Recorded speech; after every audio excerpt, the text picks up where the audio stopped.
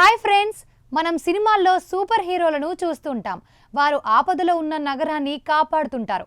కానీ నిజ జీవితంలో కూడా ఒక అదృశ్య హీరో ఉంటాడని ఈ తాజా వార్త నిరూపిస్తోంది. తన ముఖం చూపించలేదు, తన పేరు చెప్పలేదు, కానీ అక్షరాల 30 కోట్ల రూపాయల విలువైన బంగారు కడ్డీలను ఒక నగరానికి విరాళంగా ఇచ్చేశాడు. దేనికోసం తెలుసా? ఆ నగరంలోని నీటి పైపులు, డ్రైనేజీ వ్యవస్థను మరమ్మతులు చేయటానికి. జపాన్లోని ఒసాకా నగరంలో జరిగిన ఈ వింత ఘటన ఇప్పుడు ప్రపంచవ్యాప్తంగా వైరల్ అవుతోంది. అసలు ఆ అజ్ఞానదాత ఎవరు? అంత బంగారం ఎందుకు ఇచ్చాడు? మన దేశంలో కూడా ఇలాంటి దాతలు ఉంటే మన తలరాత ఎలా ఉండేది?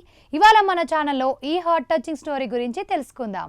ఫ్రెండ్స్, జపాన్లోని 3వ అతిపెద్ద నగరం ఒసాకా. ఇది ఆ దేశానికి ఒక పెద్ద కమర్షియల్ హబ్. సుమారు 30 లక్షల జనాభా నివసించే ఈ నగరంలో ప్రస్తుతం పాతబడిపోయిన నీటి పైపులు, ఇంకా డ్రైనేజీ పైపులు పెద్ద సమస్యగా మారాయి. ఇవి ఎప్పుడు పగిలిపోతాయో, ఎక్కడ రోడ్లు కుంగిపోతాయో తెలియని భయంకరమైన పరిస్థితి. ఈ పైపులను మార్చాలంటే ప్రభుత్వానికి వేల కోట్ల రూపాయలు కావాలి. సరిగ్గా ఇలాంటి తరుణంలో ఒక అజ్ఞాత వ్యక్తి 21 కేజీల బంగారు కడ్డీలను మున్సిపల్ కార్యాలయం ముందు ఉంచి వెళ్ళిపోయాడు. దీని విలువ సుమారు $3.6 మిలియన్. అంటే మన ఇండియన్ కరెన్సీలో దాదాపు 30 కోట్ల రూపాయలు.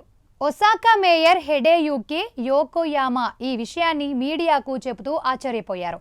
ఆ దాత తన పేరును బయట పెట్టడానికి అస్సలు ఇష్టపడలేదట. నగరం క్షేమంగా ఉండాలి, నీటి సరఫరా ఆగకూడదు అనే ఒకే ఒక ఉద్దేశంతో అంత పెద్ద మొత్తాన్ని విరాళంగా ఇచ్చాడు. గతేడాది కూడా ఇదే వ్యక్తి మున్సిపల్ వాటర్ వర్క్స్ కోసం 5 లక్షల యెన్లను పంపించాడట. జపాన్లో ఇప్పుడు సింక్ హోల్స్ అనేవి ప్రాణాంతక సమస్యగా మారాయి. పాత పైపులు లీక్ అవ్వడం వల్ల భూమి లోపల గుంతలు పడి రోడ్లు అకస్మాత్తుగా కుంగిపోతున్నాయి. గతంలో సైతామా ప్రాంతంలో ఇలాంటి ఒక సింక్ హోట్ ఏకంగా ఒక ట్రక్కును మింగేయడంతో ఒక డ్రైవర్ ప్రాణాలు కోల్పోయాడు. ఇటువంటి ప్రమాదాలు జరగకూడదనే ఆ దాత ఈ నిర్ణయం తీసుకున్నాడు. ప్రస్తుతం ఒసాకాలో కేవలం ఏడాదిలోనే 90కి పైగా వాటర్ పైప్ లీక్ కేసులు నమోదయ్యాయి. ఈ పాత పైపుల నిర్వహణ అనేది మున్సిపల్ బడ్జెట్కు తలకు మించిన భారంగా మారింది. ఇలాంటి క్లిష్ట సమయంలో అందిన ఈ బంగారు విరాళం ఆ నగర ప్రజలకు ఒక పెద్ద ఊరటనిచ్చింది. మేము ఆ దాతకు ఎంతో రుణపడి ఉంటాం. ఈ బంగారాన్ని పక్కాగా పైపుల రిపేర్లకే వాడతామని వాటర్ వర్క్స్ బ్యూరో ఒక స్టేట్మెంట్ ఇచ్చింది. పేరు కోసం ప్రాకులాడే ఈ రోజుల్లో ఇంతటి గొప్ప పని చేసి సైలెంట్గా వెళ్ళిపోవడం అంటే అది నిజంగా ఆ వ్యక్తి గొప్పతనానికి నిదర్శనం. ఇక అసలైన పాయింట్ దగ్గరకు వద్దాం మామ. ఈ వార్త విన్నప్పుడు మనందరికీ ఒక్కటే అనిపిస్తుంది, మన దేశంలో కూడా ఇలాంటి దాతలు ఉంటే ఎంత బాగుంటుందని. మన దగ్గర కుబేరులకు, అపర కుబేరులకు కొదవలేదు.